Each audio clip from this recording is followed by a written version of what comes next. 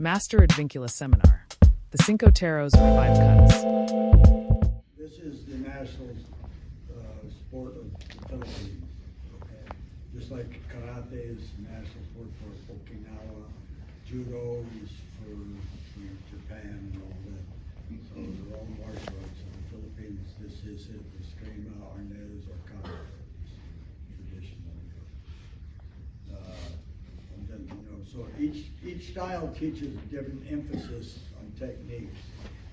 So this is based, the style, I've studied two different styles. And the one I prefer is the one I'm showing you now. It's called Cinco Teros. Cinco is 5 cardinal blows or strikes or cuts. So the first one is on the body, and this is just to show you, again, the targets will be different. That's the basic, it's an X. So the first one comes down, strikes up here.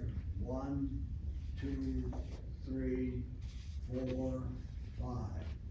1, 2, 3, 4, 5. Generally, when you're first taught, you put the left hand over the heart. The heart is generally in the center of the body. And so that's the last one. The thrust is here. So 1, 2, 3, 4, 5. You're protecting, you keep your hand as open as possible. When you first learn, you're going to see that I'm not doing this. That's for you, because somebody might stab, and we're hoping that if somebody does stab you, at least you pull your hand away and then you don't get a heart shot, all right? When you're at my stage, we get a little cocky. So the hand will be moving around for deception, for grabbing, and everything else. I'm going to be putting this thing out here, making you think that you see something, to confuse you, to grab you, to slap you, anything. I might, as a matter of fact, I would probably have something improvised. My teachers taught me that, and this actually worked one time, take salt and pepper, put in your pocket, and that was to throw into the eyes, all right? So I'm just telling you stuff like that, dirty tactics. There's no dirty tactics in killing somebody. Oh, don't get me afraid. But I'm just saying, so you supplement this with when I teach Marines and this, I'm one of the founders of the Marine Corps Martial Arts program, just so you know that. So when I would give class to Marines, I'd plant a piece of bamboo or I'd plant a stick, just like this. I'd put it there and then I'd run over there and I'd chop it and then I'd grab it. And one end now has a sharp end on it because of the angle. I can stab you with the stick, and I use it to brush into your face, whatever, to get into your eyes, right? Even a switch, right? Going for the eyes, try and blind you, and then supplement it. So I always believe in the supplementary weapon. In this case, if you have no supplement, that's where your hand is. And in the style I learned, we called it the sacrifice hand. Other styles call it the alive hand, the live hand. I don't like to call it the alive hand because if somebody cuts it off or somebody stabs it, you're not ready for it. If you're taught from day one that it's authorized, in other words, you would rather sacrifice your hand than your life, then if somebody cuts it, it's done its job. You won't get into shock or anything like this. That's my belief.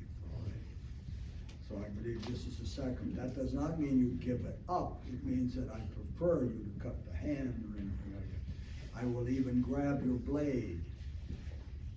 If you think that's silly, think about the movie actress, I forget her name. Teresa. What's her name? Teresa Saldoni.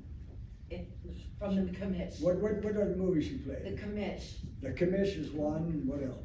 I don't remember the other movie, but she was on the Okay, Commish. well, does everybody know the actress? Okay, she only weighed, she was about 100 pounds. She weighed 100 pounds.